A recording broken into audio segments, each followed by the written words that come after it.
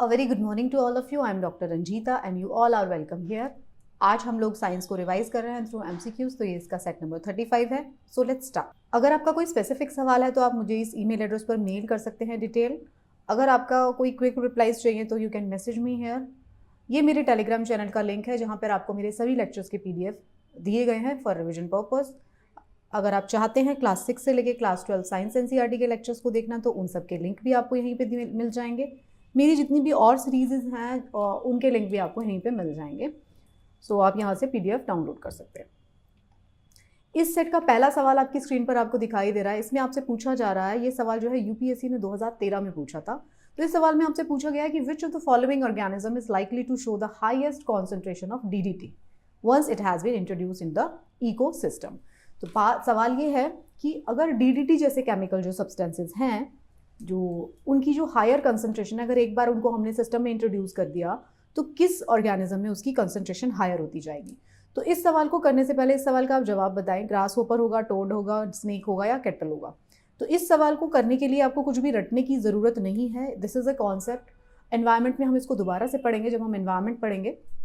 But ये scientific concept है जिसको हम बायोमैग्निफिकेशन कहते हैं, जो मैंने आपको पढ़ाया था बायोमैग्निफिकेशन के बारे में जिस चैप्टर में ये आया था. तो बायोमैग्निफिकेशन क्या होता है? बायोमैग्निफिकेशन होता है कि कोई एक केमिकल सब्सटेंस है वो मैग्नीफाई होता जाएगा जैसे ही एक लेवल से दूसरे लेवल में जाएगा. तो इस में जितने भी ऑप्शन आपको नजर आ रहे हैं, ग्रास होपर क्या करता है? ग्रास होपर जो है पत्तों को, पौधों को खाता है, उसी को खाता है. टोड क्या है? वो ग्रास होपर तक को खा लेगा, पत्ते खाएंगे ग्रास होपर, कोई भी कीड़े होंगे वो उनको भी खा लेगा, तो उसमें भी हायर होगी. केटल क्या खाते हैं? केटल तो घास खाते हैं, तो उनके अंदर कितनी होगी? एक लेवल अप हुआ है. इसके अंदर भी एक लेवल अप हुआ है. टोड के अंदर 2 लेवल अप हुए. बट स्नेक क्या खाता है? अब आप देखिए, जो घास है, जो इकोसिस्टम की जो भी मतलब जहाँ पे DDT इंट्रोड्यूस किया गया है वहाँ पे पौधे उग जाएंगे. उन पौधों को इंसेक्ट्स खाएंगे, उन इंसेक्ट्स को फ्रॉग खाएगा और उस फ्रॉग को स्नेक खा लेगा. तो इन चारों में से स्नेक का लेवल देख लीजिए, 1, 2, 3 और 4th लेवल पे स्नेक बैठा हुआ है. 3rd लेवल पे फ्रॉग बैठा हुआ है. 2nd लेवल पे ये दोनों ग्रास होपर और केटल्स है. तो अगर जो ऑर्गेनिज्म उस फूड चेन में हायर पहुंच जाएंगे, मतलब पहला trophic level, 2nd trophic level, 3rd trophic level तक जो लोग जाएंगे और 4th, उनके अंदर उतने ही ज़्यादा चांसेस बढ़ जाएंगे DDT के होने के. तो अब आप समझ गए होंगे, इसका जवाब है C, स्नेक. तो इसमें आप ये देख सकते हैं क्योंकि ये टर्शरी कंज्यूमर है तो इसलिए इसमें DDT का कॉन्सेंट्रेशन बढ़ता जाएगा. जो ये कॉन्सेप्ट है इसको हम बायोमैग्निफिकेशन कहते हैं. आई होप आपको बायोमैग्निफिकेशन जो है कॉन्सेप्ट समझ में आया. तो बायोमैग्निफिकेशन आपको क्या करना है? सिर्फ आपको देखना है कि ये फूड चेन में कहाँ पर प्लेस्ड है. 1st ट्रॉपिक लेवल है, 2nd है, 3rd है, 4th है. तो ये कौन से कंज्यूमर लेवल पर बैठा हुआ है वो ऑर्गेनिज्म, और उसी के हिसाब से उसके अंदर बायोमैग्निफिकेशन हो जाएगी. अगर हम DDT की बात करते हैं स्पेसिफिकली, तो जो DDT का कॉन्सेंट्रेशन होता है वो हम पार्ट्स पर मिलियन पे मेजर करते हैं. 1 मिलियन जो है उसमें कितने पार्ट्स DDT प्रेजेंट है. तो अब ये देखिए, इतना ज़्यादा टॉक्सिक होता है कि हम इसको ppm में मेजर करते हैं. और अगर ये फूड चेन में एंटर कर जाता है तो इसके बहुत सारे टॉक्सिक इफेक्ट्स होते हैं अगर इसकी कंसंट्रेशन बढ़ जाए. आपने DDT के केस में देखा होगा, आप जैसे इसमें दिखाया गया है, वाटर है, उसके ऊपर फाइटोप्लैंक्टन्स लगेंगे पौधे, उसके ऊपर उन फाइटोप्लैंक्टन्स को जू प्लैंक्टन्स खाएंगे, उन जू प्लैंक्टन्स को फिश खाएगी, उस फिश को बड़ी फिश खाएगी, उस बड़ी फिश को किसने खा लिया? ईगल ने खा लिया. तो कहाँ पे होगी सबसे ज़्यादा कॉन्सेंट्रेशन? देखिए, 1 ppm थी वाटर में, इनके पास 1000 हो गई, इनके पास 10,000, इनके पास 1 लाख, इसके पास 10 लाख और इसके पास मतलब 1 करोड़. तो ये जो है कॉन्सेंट्रेशन जो है बढ़ती जा रही है जैसे जैसे ट्रॉफिक लेवल जो है वो बढ़ता जा रहा है. जैसे जैसे हम हायर ट्रॉफिक लेवल में जाएंगे कॉन्सेंट्रेशन बढ़ता जाएगा. अगर हम DDT के बाद में बात करते हैं तो बहुत सारे ऐसे ऑर्गेनिज्म हैं जिसके अंदर इसकी कॉन्सेंट्रेशन बढ़ जाती है टॉक्सिक लेवल तक, इतना ज़्यादा कि उनकी लाइफ जो है उसको भी थ्रेट पहुँच जाता है. तो this was the question, very good question. और ये क्वेश्चन जो है रिपीट मोड में बहुत सारे PCS एग्जाम दोबारा पूछते रहते हैं. या तो बायोमैग्निफिकेशन पूछ लेंगे, या तो DDT का कॉन्सेंट्रेशन पूछ लेंगे, कुछ भी ऐसी चीज़ें पूछ लेंगे, या फिर इस तरीके से स्टेटमेंट देके पूछ लेंगे कि भाई अगर ट्रॉफिक लेवल की अगर आप बात करते हैं तो higher we will go in trophic level, जैसे जैसे ऊंचा उठेंगे ट्रॉफिक लेवल में उस वैसे कॉन्सेंट्रेशन बढ़ता जाएगा. राइट. अगला सवाल जो आपको स्क्रीन पे दिखाई दे रहा है वो UPSC ने 2010 में पूछा था. ये सवाल इसमें पूछा गया, विच of the following statement regarding starch and cellulose is not correct. इसमें कार्बोहाइड्रेट्स के बारे में पूछा जा रहा है. एक स्टार्च है, एक सेल्यूलोज है. तो ये दोनों ही सब्सटेंस जो है उसको हम कार्बोहाइड्रेट में कैटेगराइज कर रहे हैं, स्टार्च को तो कम से कम. इनके बारे में कुछ स्टेटमेंट पूछी जा रही है कि both of them are of plant origin. क्या दोनों प्लांट से मिलते हैं? Both of them are polymers, दोनों पॉलीमर्स है। Both of them give colour with iodine, दोनों को कलर आता है आयोडीन से। Both of them are made up of glucose molecules. मैंने आपको कहा था ये दोनों ही कार्बोहाइड्रेट्स हैं। कैसे बनते हैं? स्टार्च जो होता है मैंने आपको बताया था, प्लांट्स जो है स्टार्च के फॉर्म में अपने एक्सेस ऑफ फूड को स्टोर करते हैं। एनिमल्स जो है वो ग्लाइकोजन के फॉर्म में करते हैं। और सेलुलोज क्या होता है? सेलुलोज जो होता है थिक जो लेयर्स बनती है प्लांट्स में, उसमें से सेलुलोज बनता है। तो दोनों के दोनों क्या है? Plant origin. ये हमने एनसीईआरटी में से जानते हैं। Both of them are polymers. Polymers का मतलब क्या होता है? एक कोई यूनिट होगी उसी का मल्टीप्लिकेशन होता जाएगा। फॉर एग्जाम्पल कोई भी एक यूनिट, जैसे ग्लूकोज दिया गया है इसमें, इसको मल्टीप्लाई मल्टीप्लाई मल्टीप्लाई मल्टीप्लाई, तो ये अलग अलग सब्सटेंस बन जाएंगे। ओके, पॉलीमर्स है दोनों। ये ग्लूकोज से बने हुए हैं। Both of them give colour with iodine. क्या इसका जो है करेक्ट नहीं है? Not correct.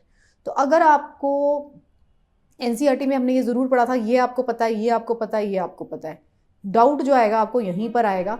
ये आपको करेक्टली पता है, ये आपको करेक्टली पता है, तीनों ऑप्शन, तो आप एलिमिनेशन मेथड से भी इसको सॉल्व कर सकते थे। सी जो है इसका राइट जवाब है। जिसको डायरेक्टली पता नहीं है कि आयोडीन के साथ ये कलर दे रहा है या नहीं, स्टार्च के बारे में तो श्योर है स्टार्च तो देगा, आप सेलुलोज देगा कि नहीं।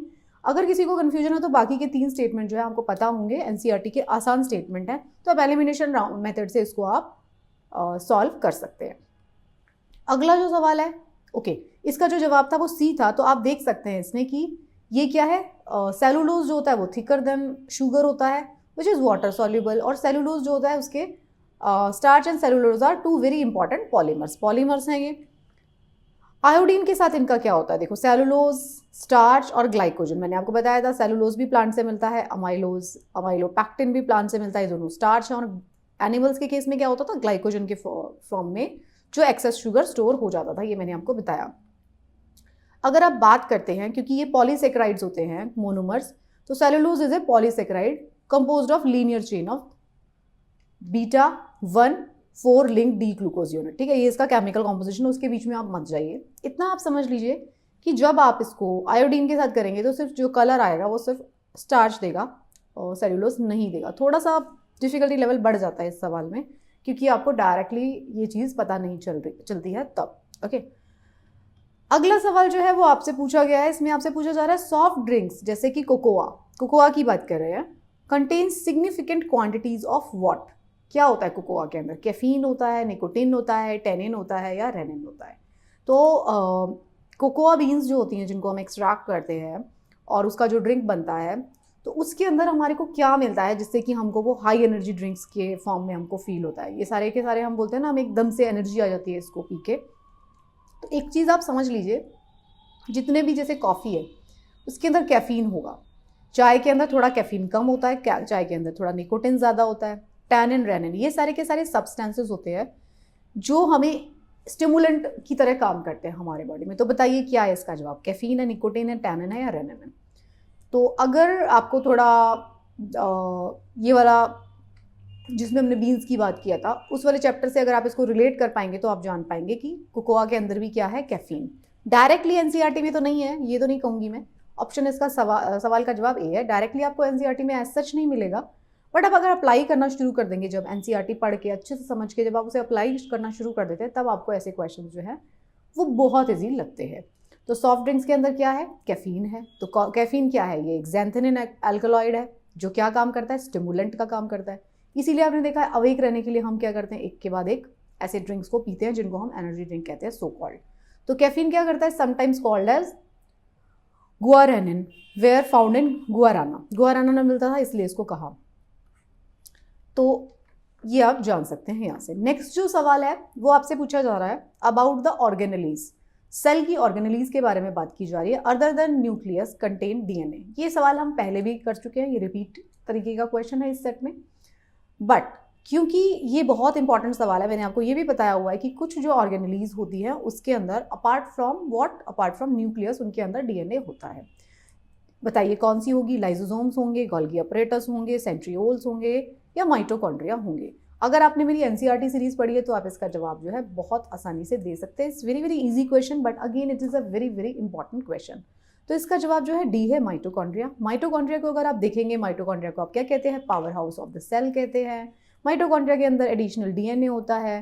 कुछ जो डीएनए के डिफेक्ट्स होते हैं, जिसमें मैंने माइटोकॉन्ड्रियल रिप्लेसमेंट थेरेपी के बारे में आपको पहले पढ़ाया था, तो उसके केस में क्या किया जाता है, माइटोकॉन्ड्रिया के अंदर जो डीएनए प्रेजेंट है उसको रिमूव करके रिप्लेस करके डोनर जो है सेल के अंदर इंट्रोड्यूस कर दिया जाता है, ताकि अगर पेरेंट को मदर को अगर मान लीजिए कोई माइटोकॉन्ड्रियल डिजीज है तो हम उसको बच्चे को उससे बचा पाएंगे, राइट। जो लाइजोसोम्स होते हैं उसको वो क्या काम करते हैं, ये क्या करते हैं, सुसाइडल बैग्स होते हैं। गोल्गी अपरेटस जो होता है, इसके गोल्गी अपरेटस का अपना फंक्शन होता है। सेंट्रियोल्स जो है सेल डिवीजन के टाइम पे काम आते हैं। तो अगर आपने एनसीईआरटी की मेरी सीरीज पढ़ी है तो उसमें हमने एक एक ऑर्गेनेली को बहुत डिटेल में बात किया है, जिसमें से mitochondria is very very important. तो आसान सवाल, इंपॉर्टेंट सवाल, इसका जो एक्सप्लेनेशन है आप यहाँ से पढ़ सकते हैं। अगला क्वेश्चन है, यूपीएससी ने 2016 में पूछा था, एथलीट्स फुट के बारे में पूछा था। Athletes foot is a disease, एक बीमारी होती है जिसको एथलीट्स फुट कहा जाता है, मतलब एथलीट जैसा पाँव। वो किसकी वजह से होती है, पहले तो आपको ये समझना पड़ेगा एथलीट जैसा पाँव का मतलब क्या है। अगर आपने लॉजिकली भी इसको बता दिया ना, तो भी आप इस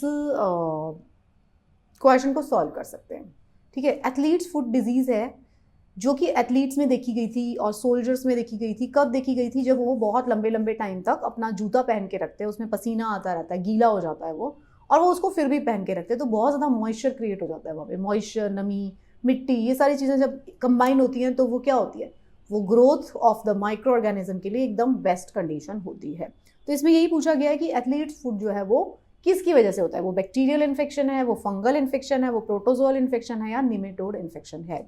बताइए इसमें से कौन सा इन्फेक्शन है, वो किस तरीके का इन्फेक्शन होता है। अगर आपने एनसीईआरटी सीरीज फॉलो भी की है तो मैंने आपको बार बार बताया था, कुछ अपॉर्चुनिस्टिक इन्फेक्शंस के बारे में बताया था, ऐसे नहीं होंगे वो, लेकिन अगर आपने उनको ध्यान नहीं रखा तो वो होते हैं। तो बताइए इसमें से कौन सा इसका सही जवाब है। तो मैंने आपको अपॉर्चुनिस्टिक इन्फेक्शन में स्पेशल बताया था कि जो अपॉर्चुनिस्टिक इन्फेक्शन होते हैं उनको, फंगल इन्फेक्शन को ही अपॉर्चुनिस्टिक इन्फेक्शन बोला जाता है। अपॉर्चुनिस्टिक क्यों बोला जाता है, वैसे फंगस हमेशा हमारे एनवायरनमेंट में प्रेजेंट है हर तरफ, लेकिन हमें उससे इन्फेक्शन नहीं होता। क्यों ऐसा होता है, क्योंकि हम अपने आप का ख्याल रखते हैं, हमारी इम्यूनिटी स्ट्रांग है। एथलीट फुट के केस में क्या होता है, टीनिया पेडिस कहते हैं इसको हम। तो टीनिया पेडिस, इसके केस में क्या हुआ, मैंने आपको बताया कि जो कॉमनली क्या हो रहा है, बहुत स्वेट निकल रहा है, पसीना निकल रहा है, गर्मी है, गीला हो गया पैर, मिट्टी आ गई पैर में। तो ये सारी लॉन्ग टर्म, ऐसा नहीं है एक दिन हो रहा है, एक दिन, 2 दिन, साल भर, ऐसा ही चल रहा है, लगातार ऐसा ही चल रहा है, तो फंगल जो है वहाँ पे ग्रोथ होना शुरू हो जाती है और जो है फंगल इन्फेक्शन स्किन में हो जाता है। तो athlete foot can affect the skin between your toes. Special typical इसका ये होता है कि ये देखो, ये जो 2 उंगलियां हैं उसके बीच वाली जो स्किन है उसको इन्फेक्ट करती है, यहीं पे मॉइस्चर जमा होता है, यहीं पे गंदगी जमा होती है, तो यहीं पे फंगल ग्रोथ हो जाती है। तो ये सवाल जो है साथ में आपको समझ में भी आ गया, साथ में आपको ये भी कहता है कि आपको अपनी पर्सनल हाइजीन को मेंटेन करना चाहिए। फंगल इन्फेक्शन जब भी होते हैं, नॉट ओनली एथलीट्स फुट या किसी भी तरीके के फंगल इन्फेक्शन, स्किन इन्फेक्शन जब आपको होते हैं तो 2 कारण होते हैं उसके, या तो आपकी इम्यूनिटी लो है बहुत ज़्यादा, या फिर आपने उस फंगस को ग्रोथ करने के लिए अपने शरीर पर मीडियम बना दिया, मॉइस्चर दे दिया उसको, गंदगी दे दी उसको, टेम्परेचर दे दिया उसको। तीनों चीज़ें जब कंबाइन हो जाएंगी ना तो फंगल इन्फेक्शन बढ़ते हैं। इसलिए अपने पर्सनल हाइजीन को स्पेशली मेंटेन करना चाहिए, चाहे वो शूज़ की बात हो, या आपके अंडरगारमेंट्स की बात हो, या आपके कपड़ों की बात हो, या आपके बेड की बात हो, या किसी भी चीज़ की, आपके हेयर्स की बात हो, तो उनको क्लीन रखना चाहिए, सूखा रखना चाहिए, साफ रखना चाहिए, अगर आप फंगल इन्फेक्शन से बचना चाहते हैं तो। क्योंकि फंगल इन्फेक्शन बहुत ही डिफिकल्ट होते हैं ट्रीट करने के लिए, एक बार होते हैं तो बहुत सालों सालों तक आपको छोड़ेंगे नहीं।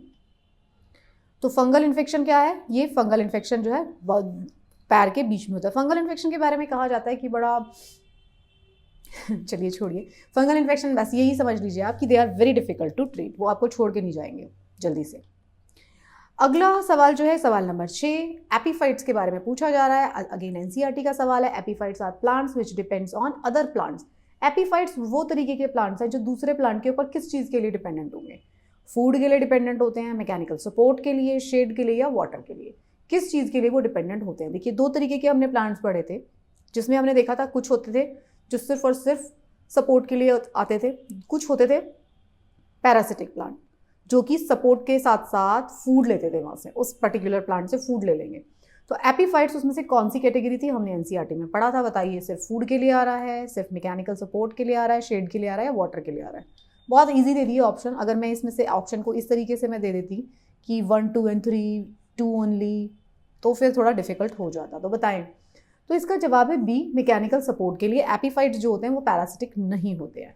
जो एपिफाइट्स होते हैं, इसका ऑप्शन बी है, वो सपोर्ट के लिए आ रहे हैं। जो मोस्टली एपिफाइट्स होते हैं वो सिर्फ और सिर्फ सपोर्ट के लिए ही दूसरे प्लांट के ऊपर अटैच होते हैं, वो उससे न्यूट्रिशन डिराइव नहीं करते। न्यूट्रिशन का उनका अपना होता है, लेकिन कुछ एपिफाइट्स जो है वो देखे गए हैं जो न्यूट्रिशन लेते हैं, but most of the epiphytes क्या कर रहे हैं, नो न्यूट्रिएंट और water they directly from the host plant. तो वो डायरेक्टली नो न्यूट्रिएंट और वाटर नहीं लेते, सिर्फ और सिर्फ सपोर्ट लेते हैं, राइट। अगला जो सवाल है, सवाल नंबर 7, वो आपको स्क्रीन पे दिखाई दे रहा है। उसमें ये सवाल जो है HSSC ने 2017 में पूछा था। बहुत आसान सवाल NCERT का इसमें पूछा जा रहा है, विच of the following is female reproductive part. तो NCERT अगर आप पढ़ते हैं तो आप इसका जवाब बहुत ही आसानी से दे देंगे। बहुत इजी डिफिकल्टी लेवल का क्वेश्चन। टेस्टीज होती है, ओवरीज होती है, यूरिनरी ब्लैडर होता है या स्टमक होता है। फीमेल रिप्रोडक्टिव पार्ट, तो यूरिनरी ब्लैडर नहीं हो सकता, स्टमक नहीं हो सकता, टेस्टीज और ओवरीज में से होगा। तो टेस्टीज जो है मेल रिप्रोडक्टिव पार्ट है and ovaries is female reproductive part. इस सवाल को हम 1000 बार कर चुके हैं, मतलब इस टॉपिक के बारे में डिस्कशन हम बहुत बार करते हैं इन आवर NCERT सीरीज। तो आसान सवाल। तो फीमेल का जो इंटरनल रिप्रोडक्टिव ऑर्गन है और द पूरा स्ट्रक्चर है, ये देखिए पूरा यहाँ पे फैलोपियन, ये ओवरीज होंगी, ये फैलोपियन ट्यूब से यहाँ पे अटैच होंगी। यूट्रस है, सर्विक्स है, ओपनिंग, सर्विक्स जो है यूट्रस की ओपनिंग को कहते हैं। ये वजाइना है और ये पूरा का पूरा रिप्रोडक्टिव ऑर्गन है फीमेल का। तो आप इसमें से पढ़ सकते हैं जो प्रोडक्शन होता है गैमीट्स का कॉल्ड एग्स, ये कहाँ पे होते हैं, secreting 6 hormones and they provide the site for fertilisation. ठीक है, तो फंक्शन में यही आता है। ओवरीज से जो है गैमीट्स प्रोड्यूस होते हैं, ओवम जिसको बोलेंगे, और रिप्रोडक्शन प्रोसेस में पार्टिसिपेट करेंगे। अगला जो सवाल है इसमें पूछा जा रहा है which part of the plants give us turmeric. HSSC ने 2016 में पूछा था। बहुत आसान सवाल, NCERT का सवाल है। टर्मरिक मतलब हल्दी, ये कौन सा प्लांट पार्ट है, ये रूट है, ये स्टेम है, ये फ्लावर है या फ्रूट है, बताइए।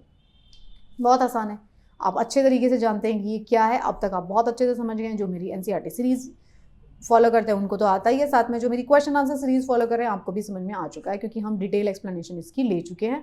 तो ये स्टेम है। स्टेम की कैरेक्टरिस्टिक्स क्या होती हैं, इसमें नोड्स एंड इंटरनोड्स प्रेजेंट होते हैं। तो अब आप हल्दी का ये देखेंगे तो ये देखिए इसके अंदर ऐसे ऐसे लाइंस मिलेंगी। हल्दी को अगर आप ऐसे छोड़ देंगे तो यहाँ से और अलग अलग तरीके के रूट्स निकल आएंगे और वो तैयार हो जाएगी। ये देखिए हल्दी का प्लांट, तो ये क्या है, ये है एक अंडरग्राउंड स्टेम। क्यों ऐसा है हमने इसको बोला, क्योंकि इसके ऊपर नोड्स और इंटरनोड्स प्रेजेंट है। तो ये एक मॉडिफिकेशन है स्टेम की, अंडरग्राउंड स्टेम, जिसको राइजोम हम कह रहे थे। कैटेगरी हमने सेट 1 या 2 में पढ़ा था जब हम क्वेश्चन आंसर सेट कर रहे थे। तो राइजोम जो है वो कैटेगरी है प्लांट्स की जो कि अंडरग्राउंड स्टेम बनाते हैं। ठीक है, सवाल नंबर 9 जो है उसमें आपसे पूछा जा रहा है angioplasty is a process to clean the. अब एंजियोप्लास्टी की हमने बात की है, जनरल अवेयरनेस का क्वेश्चन है। NCERT में भी हमने डिस्कस किया था जब हम हार्ट का स्ट्रक्चर पढ़ रहे थे।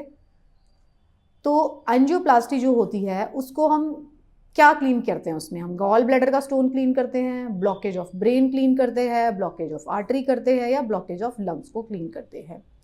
देखिए एक चीज़ आप समझ लीजिए, ब्लॉकेज ऑफ लंग्स तो क्लीन होती नहीं है भाई। लंग तो स्पॉन्ज जैसे हैं हमारे बॉडी के अंदर पड़े हुए हैं, उसको कैसे क्लीन कर दोगे। एक बार उसके अंदर धुआं जमा तो जमा, इतनी आसानी से तो क्लीन होता नहीं है। हाँ, लंबे टाइम तक प्राणायाम करेंगे, अच्छी ऑक्सीजन लेंगे, तब जाके धीरे धीरे हो सकती है थोड़ी बहुत क्लीन, लेकिन लंग्स नहीं को ब्लॉकेज हम क्लीन नहीं कर पाते। ब्लॉकेज ऑफ ब्रेन ये हो सकता है, ब्लॉकेज ऑफ आर्टरी हो सकता है, स्टोन रिमूवल गॉल ब्लैडर का हो सकता है। बताइए इसमें से क्या है। तो एंजियोप्लास्टी जो होती है वो ब्लॉकेज ऑफ आर्टरी को रिड्यूस करने के लिए, क्लीन करने के लिए की जाती है। तो इसमें हम क्या यूज़ करते हैं, बलून टेक्निक में अगर हम यूज़ करते हैं तो एक बलून स्ट्रेच करके ओपन कर देते हैं ब्लॉक्ड आर्टरी में। देखिए ये कैसे लेके जो है आर्टरी ब्लॉक है, ये आर्टरी है, ये ब्लॉक थी, तो हमने क्या किया, एक बलून को फुला दिया और फिर उसको जब हम खींचेंगे वापस तो फिर वो ब्लॉकेज को साथ में ले आएगा। इसको हमने इधर किया, ये प्लाक जमा हुआ है, हमें पता है कि ये ब्लॉक करने वाला आर्टरी को, तो इसको आगे भेजा, फिर इसको फुला दिया और इसको वापस निकाल लिया। तो इससे ब्लॉकेज क्लीन की जाती है। देखिए ऐसा था, इसके अंदर ये डाला, इसको फुलाया और इसको बाहर निकाल दिया, तो ये क्लीन हो गया। बिल्कुल जैसे पाइप क्लीन करते हो ना, जैसे प्लम्बर अपना काम करता है, सच्ची बता रही हूँ, जैसे प्लम्बर अपना काम कर रहा है ना, बिल्कुल वैसा ही काम है ये। आपको बस इंस्ट्रूमेंट्स आपके, क्योंकि आर्टरीज है तो आपके इंस्ट्रूमेंट्स बहुत सुपर फाइन हो जाते हैं। आप क्या करेंगे, सिंपल सा लेके जाएंगे एक, जब सर्जरी होती है ये लेके जाएंगे एक इंस्ट्रूमेंट, उसका बलून फुलाएंगे, उसको बाहर निकाल लेंगे। बस काम क्या है ये, इसके अंदर बहुत ज़्यादा एक्यूरेसी और प्रिसीजन लगता है, राइट। होता फिजिक्स के तो वही सारे लॉस लगेंगे। तो जब आप साइंस पढ़ रहे होते हो ना, इसकी यही ब्यूटी होती है, आपको चीज़ें समझ में आ जाती है, तो आपको पता चल जाता है फिजिक्स का ये लॉ है, केमिस्ट्री का ये है, बायो ऐसे होता है काम, तो आपको ओवरऑल चीज़ें समझ में आना शुरू हो जाती है। That is the beauty of science. Angioplasty जो होती है can be done in emergency setting. Heart attack जब आता है तब, मतलब हार्ट अटैक उसका एक आफ्टर इफेक्ट है। अगर आर्टरीज आपकी ब्लॉक हो रही है तो क्या होगा, प्रेशर बढ़ता जाएगा, एक जगह पे ब्लॉकेट दिखाई दे रही है तो हार्ट अटैक आ सकता है। तो उसके केस में एंजियोप्लास्टी की जाती है। आज के डेज में बहुत ही ज़्यादा कॉमन है। ये जो चीज़ थी ना जो डाली थी, इसको हम स्टंट कहते हैं। कई बार तो ये डाल के छोड़ना पड़ता है। देखो ये डाल के छोड़ दिया हमने, अगर वहीं पे मान लीजिए दोबारा से ब्लॉकेट होने के चांस है तो उसको स्टंट को डाल के छोड़ देते हो। आखिरी सवाल इस सेट का उसके बारे में पूछा जा रहा है, मेनिंजाइटिस जो डिजीज है affect which part of the body. HSSC ने 2017 में पूछा है। एनसीईआरटी का सवाल है। जब हम एनसीईआरटी में स्ट्रक्चर पढ़ रहे थे ऑर्गन्स का, अलग अलग ऑर्गन्स के स्ट्रक्चर के बारे में मैंने आपको पढ़ा है। अगर मैं किडनी जब आपको पढ़ाती हूँ तो मैं आपको बताती हूँ कि ये मेडुला है, कॉर्पस है, मेडुला है, नेफ्रॉन्स है, ये सारी बातें बताती हूँ। हार्ट जब मैं आपको पढ़ाती हूँ तो बताती हूँ एट्रियम है, वेंट्रिकल है, वेना कावा है, आयोटा है, ये सब बताती हूँ। लिवर मैंने आपको बताया तो हिपैटिक आर्टरी है, वेन है, ये सारी बातें बताई हैं। तो ब्रेन जो है, जो मैंने आपको ब्रेन पढ़ाया था तब मैंने आपको बताया था मेनिंजेस भी होती है जो उसकी कवरिंग्स होती है।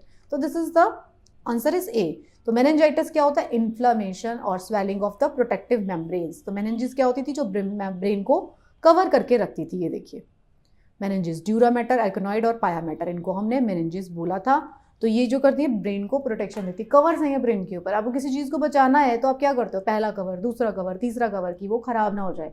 इसी तरीके से भगवान ने भी हमारे ब्रेन में बहुत सारे कवर लगा के भेजे हैं कि भाई कोई उसको खराब ना कर पाए, लेकिन फिर भी हम उन सारे कवर्स को ब्रेक करके खुद अपने हाथों से खराब करते हैं अपनी हार्मफुल हैबिट्स के वजह से, राइट। तो मेनिंजाइटिस क्या होता है, मेनिंजाइटिस जो है इन्फ्लामेशन। आइटिस जहाँ पे लगेगा, देखिए मेनिंजेस जो होती है कवरिंग है, ब्रेन की कवरिंग है। आइटिस का मतलब होता है इन्फ्लामेशन। तो आइटिस जिसके आप पीछे लगेगा, साइनोसाइटिस, साइनस का इन्फ्लामेशन, मेनिंजाइटिस, मेनिंजेस का इन्फ्लामेशन, आर्थराइटिस, जॉइंट्स का इन्फ्लामेशन। आइटिस जिसके पीछे लगेगा that is inflammation, that you have to understand. तो ये ब्रेन से रिलेटेड था।